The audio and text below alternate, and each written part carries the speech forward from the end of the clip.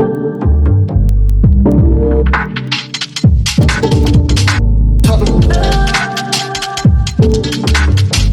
On Tour.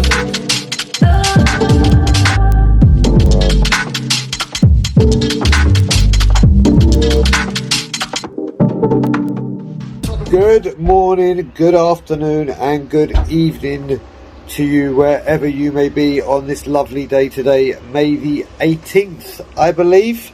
Yes, May the 18th. And welcome to the third episode of DAGUL'S Digest. And today, I thought I would do a quirky video rather than focusing on players and the board and whatever. I thought I'd go through the games I went to this season. And not just the games I went to and talking about the game, but fun things that happened during the games, things we did after, beforehand, whatever may be. So we're going to do that. And obviously people will know I'm very, very lucky in the position I've got myself into with YouTube and this wonderful Spurs community that we have created. That I've been able to get my hands on tickets, because I won't give the club any money because of my stance on the board.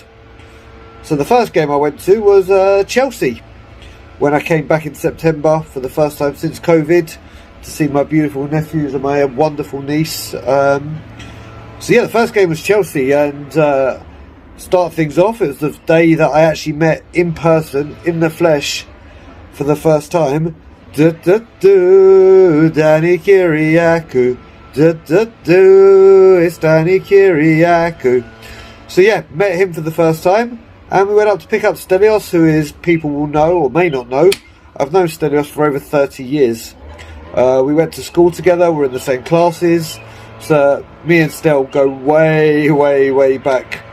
But yeah, we drove up into the stadium. It was my first time seeing the stadium, and someone said to me, I can't remember who it was, look down as you're walking up the stairs and look up when you're at the stadium so you see the stadium in its light for the first time. But outside, it's just incredible. It's just phenomenal. So you get to see that, and I got to meet Ben and Simeon again, who I'd only just met at the We Are Tottenham TV studios a few days prior. And I got to meet Grandpa as well, who is one of the greatest gentlemen to walk under God's hot sun. The gentleman's gentleman. He is incredible. We're about to sneeze. Excuse me. I was trying to get Purple Elephant out in time, because apparently if you say Purple Elephant, it stops you sneezing. Try that, people. When you think a sneeze is coming on, keep saying Purple Elephant. I didn't say it quick enough. So yeah, back to Spurs Chelsea. It was the day that we lost the greatest ever striker we've ever had, the best there is, the best there was, the best there ever will be, in Jimmy Greaves. But yeah, that first half performance was very, very good.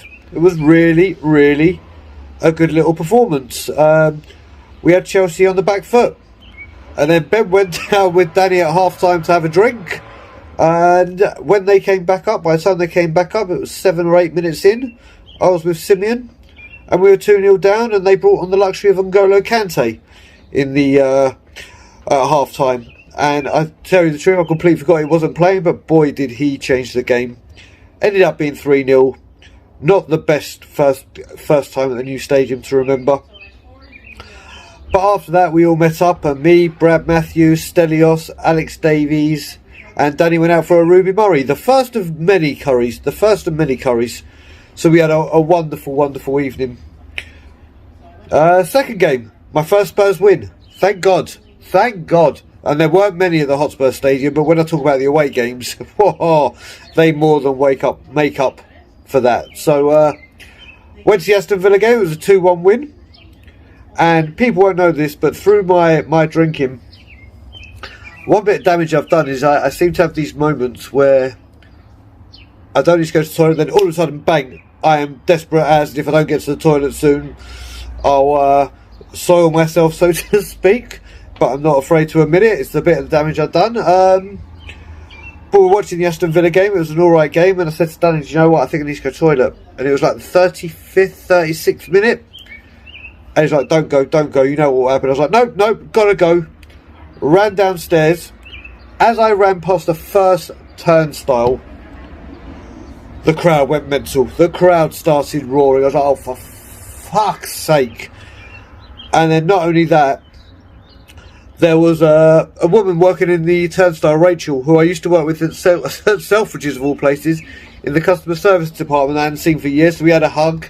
That was just before the goal went in. Then the goal went in, ran up, and of all people, yep, you've got it, my man Pierre-Emile Højbjerg. So not only did I miss the goal, it was my best player, and I met someone. But then obviously went to Aston Villa, equalised, and then thankfully we got the win. So I had my first big victory. I think it was Lucas Moura, but got a credited known goal. That was a good day. We got the win, which was all good. Then we had Manchester United, which was actually my final weekend before I was coming back to Toronto. And that game will be remembered for many, many things. It was called El Sacchio beforehand. It was going to be a huge game regardless. Obviously, Nuno and the way we were playing was horrific. No attempts on goal. We're going games without doing this. 20th in the running stats. And then, yeah, I was actually, that was, I tell a lie, that was meant to be my final weekend, but Ben had asked me, because Simon was on holiday, to extend my stay, and a bit more about that in a minute. But yeah, that was El Sacchio, and obviously the performance, I don't even want to talk about the performance, it was dire. We all know we lost 3-0. But what I did get to hear for the first time in the stadium, properly, and I'm so happy that I was part of it and was there to witness it, the Levy out chants, which started with Nuno out chants, but the Levy out chants started drowning that out, and it was huge. It was huge, that moment, for the season-defining moment, in all honesty. Well, it all changed with the Lucas Moura for Bergwijn sub, where that's where the stadium turned big time. But yeah, those Levy out chants started. I started doing it at 2-0, and a guy in front of me started singing some kind of Levy chant that he created, and I jumped on board. But then once it all started, it was just incredible. And then we had a Leavers drinks for me and a Leavers night. Went for another one of these curries, and you're here in the YouTube community. We have the Indian restaurant that I go to and have been going to for years and years and years. We went there, and there was a huge crowd of us. My brother Bob Spur was there, Stel, Danny, Ellie, Brad Matthews, Alex Davies. There were so many people, I don't want to forget anyone. Rez was there. How can I forget my brother Rez, who I love more than life itself. And we just had a great night, and I thought that'd be the end of my Tottenham Hotspur journey for the season, because I thought that's it, I'm home now, won't be home till next season. But we all know what happened. My brother Bob Spur got unwell. He lost his father. And I have a saying that Bob knows. And I have a saying that if you hear this from me, you've got me for the rest of your life. And I had to put that into practice and go back for Bob. But we all know that Bob is fantastic and making great progress in his recovery, which is phenomenal. But back to it, because I was there, which was only going to be 3 weeks, but ended up being 3 months, I got to do a lot more for Tottenham stuff, or go to a lot more Tottenham games. The first one I went to, I'm trying to remember which one was the first one I went to. Bloody hell. So yeah, the first one I went to was actually away day, and I'm going to save that because I'm going to do away days separately. I went to a couple of home games, and I wish I hadn't. So I went to the Chelsea 1-0 defeat in the Carabao Cup second leg. No, do you know what? I'm going to bring in, because the first two were the first and second legs of those games. So I'll do them together. But the Premier League away days, I'm going to do separately. So the away leg at Stamford Bridge was awful. An awful performance, a 2-0 defeat. The only good thing is I went with Ben, Ashley, which is always fantastic, spending time with them. They have become two very, very close people in my life, incredibly close. And And yeah, the only takeaway I'm going to take from that was the noise the Tottenham Hotspur away day fan base created. It was relentless. You would have thought we were the home team, but what I will say, when I had my season ticket, my dad was always saying to me, "You're not going to Chelsea. You're not going to Chelsea." It's the one game and the one ground he wouldn't let me go to because I was a little naive boy, and we know how Chelsea are, or a large majority of Chelsea fans are, when it comes to Tottenham and taking my religion as well. It's like, you're not going. And you know what? I will never go again. And it weren't for the anti-Semitic things or anything like that. Chelsea is just a shithole. It really is. The area, no. The stadium is horrific. Horrific. There's no room between people to move. It was just, it was horrific. But back to the Premier League, then the second leg. The second leg was a 1-0 defeat. And it was much of a nothing. It was much of a nothing. The key takeaways from that was my going mad on We Are Tottenham TV about Levy for a change. But the only other home game I went to that I can remember was Wolves. And I went and sat with Rez. So I went in the South Stand, but we ended up in the South Stand with Nick, Barry, Sean, Phil, Grant, Rez, me, Danny, and everyone. Was the Wolves games, and that Wolves game was horrific. A horrific performance. Probably the worst first half of football I've ever seen live in my life. And then that was my final away game of the season. And then we get to talk about the 2 away games. And boy, are they 2 away games that you could only dream of. The first one being Leicester, Tottenham Hotspur, who I drove up with Simeon, Grandpa, and Graham. And we made the trip up to Leicester. It was the first time to the new stadium, or their new stadium, if you can call it new now.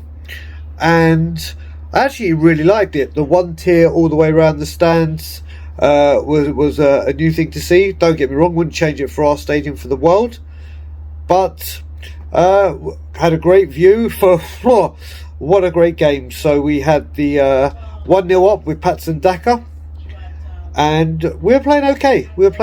But then obviously Harry Kane, who was absolutely outstanding during that game. A phenomenal performance, to be honest with you. Got the equaliser. He got the equaliser, but before the equaliser, there was the Levy out chant started again and got a bit of volume.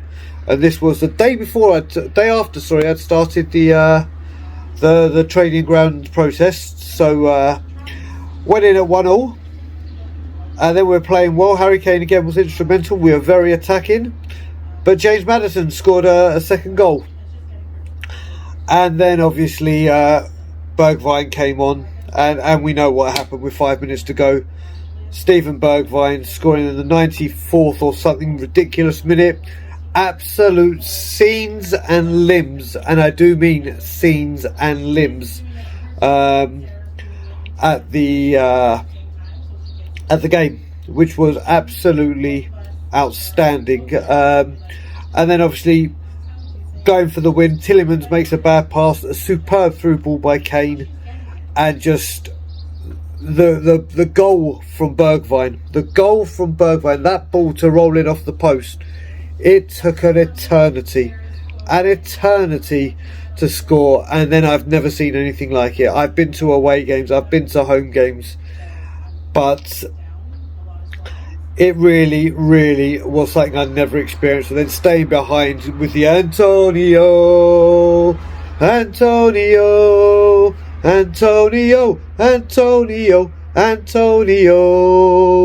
chants going left, right and centre, and Leicester get battered everywhere they go. 20 minutes of sheer bedlam after the game with Simeon and Grandpa. Absolute bedlam. And Graham, who was sitting just literally behind us. So that was phenomenal, and a great car journey home. And then they say lightning doesn't strike twice, but boy did it. Manchester City away, the Etihad. My first time at the game, again with Graham, but in the coach with Ben and Simeon. Fantastic day up there. Got in a little bit late due to security being so slow at the ground. They're not used to full houses that the MD had. So got up just in time for Kulusevski's goal. Was going absolutely crazy at that. Romero was immense during this game. And they got an equaliser. I can't remember who actually scored it. I think it might be Raheem Sterling. I can't remember. Someone got an equaliser. Someone got the equaliser. 1-1. Then Harry Kane, who again in this game showing the Man City fans, the board, the manager, why that they wanted him so badly, started to move on the halfway line and literally ran the pitch after spraying the ball wide and made a huge surge into the box, got the goal. 2-1, scenes and limbs once again. Then we had scenes and limbs again because we thought Kane had made it 3-1, only for it to be disallowed by offside. And then Romero, who I mentioned, who was absolutely immense during that game, gave away a soft penalty. Riyad Mahrez scored it, and it was one of the most phenomenal penalties I've seen live. It was a thunderbolt. But then just we were like, oh no, here we go. 2-2. We go upfield and Harry Kane with a header. An outstanding header, 3-2, and scenes and limbs beyond scenes and limbs beyond scenes and limbs. It was just outstanding. A wonderful. We stayed behind another 20 minutes just screaming and going mad. Man City stewards actually told us to leave, which we did in the end. But yeah, so that wraps up my my diaries and my memories of the away games that we had. So, I hope you're enjoying DAGUL'S Digest.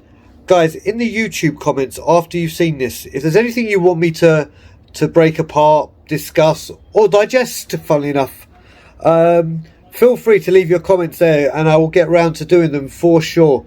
But I hope you're enjoying the new content. I hope you like the video for coming straight out of Conte. Like, comment, subscribe, share, all that jazz, and we'll speak to you soon. Back Conte.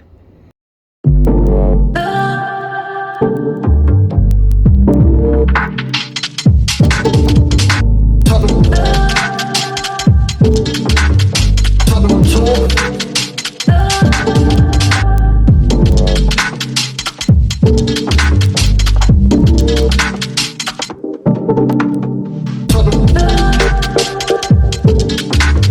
Tottenham On Tour.